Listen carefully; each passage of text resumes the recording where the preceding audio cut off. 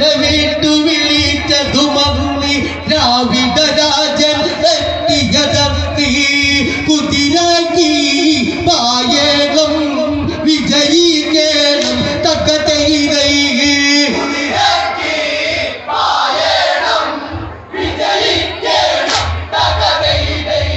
പൂർണ്ണമ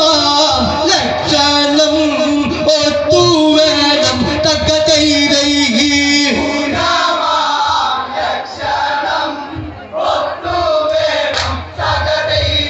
ഉയരവുമാല മരയ്ക്കുന്ന വിധം ഇന്ദ്രാനീലം തോൽക്കും നിറവും അതിൽ കൈരണ്ടും മുട്ടിക്കു താഴെ മഞ്ഞ വർണ്ണവും വേണം അതേറെ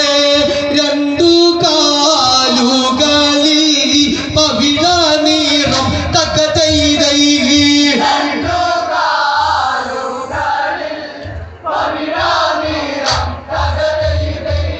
ശംഖിന്റെ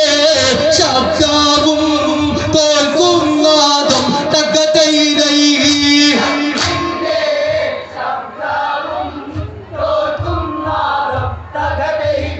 മാറത്തിടതു വശത്തിലതായി വലഞ്ഞൊഴിഞ്ഞ ഒരു ചുഴി വേണം ഊർദ്ധമുഖത്തി വാലിന് താഴെ വേണം ചുഴിയും ഒന്നഭിടത്തി മുതുകത്തി ഇടം വലം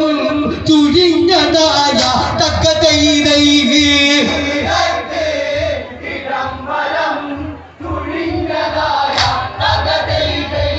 രണ്ടിൽ ചൂരികളും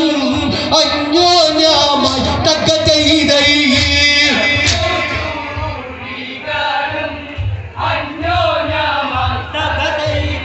ഊർദ്ധമുഖവുമായി നെറ്റിയിലായി ശങ്കി ആകൃതിയിൽ ചുഴി വേണം നീലരക്തവർണ്ണാവ പകർന്ന ചെവി അശ്വത്തിന് കാണുക വേണം അശോകതാലിൽ നീല നാസികയ്ക്ക് തക്കതൈതൈ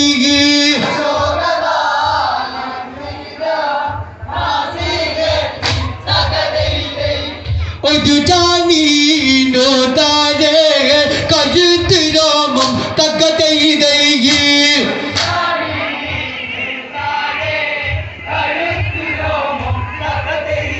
പതിനൊന്നു വിതകൾ കവിയും രവിയും വർഗം ആനാണെങ്കിൽ വേണം ബീജം തൂങ്ങാതെ കാണുക വേണം അശ്വം പെണ്ണാണെങ്കിൽ വേണം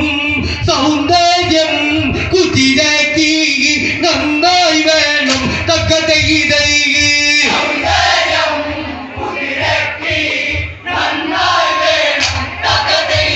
പതിനൊന്നു വിതലിൽ കവിയും രവിയും വർഗം ആനാണെങ്കിൽ വേണം ബീജം തൂങ്ങാതെ കാണുക വേണം അശ്വം പെണ്ണാണെങ്കിൽ വേണം സൗന്ദര്യം കുതിരക്കി നന്നായി വേണം തക്കതൈതൈ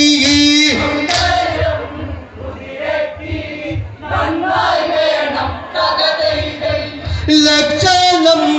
ഇവയെല്ലാം ഒറ്റതു വേണം തക്കതൈതൈ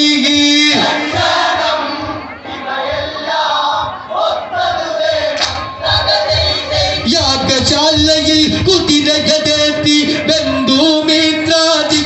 അതെത്തി യാഗത്തിന്റെ ആരംഭമായ ലോകാവിജയം ചെയ്യാനായി ശ്രീരാമൻ അശ്വത്തെ മുന്നിൽ വിട്ട് തക്കതൈതൈ